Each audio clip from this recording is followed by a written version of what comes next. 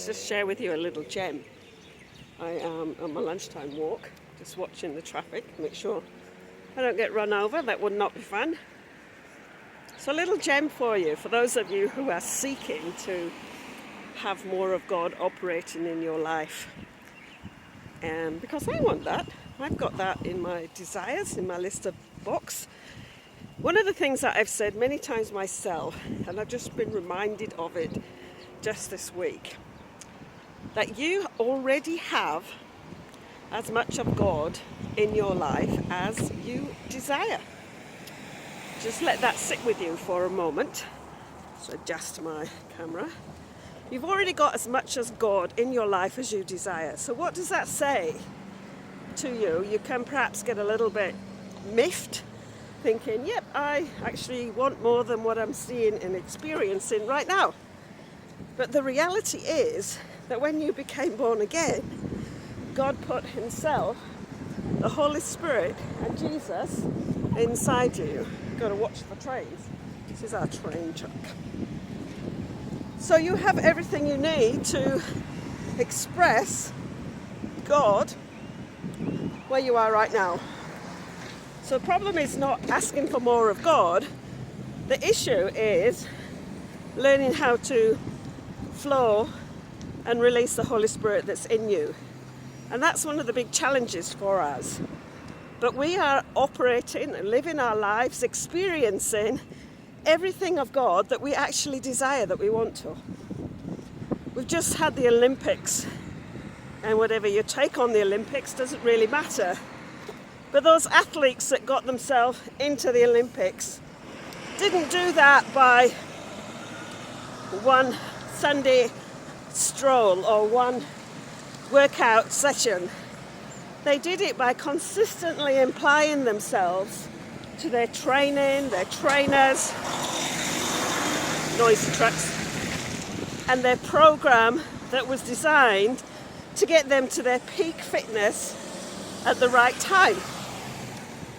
And our walk with God is very similar in that respect, that we cannot just expect to go to church on Sunday and listen to a message and think that we're going to see anything significant of the power of God operating in our lives.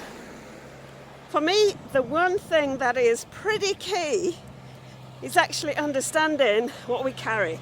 And that, unfortunately, is not taught in many of our churches. Another truck. It's not taught. It's not taught well enough. It's not displayed.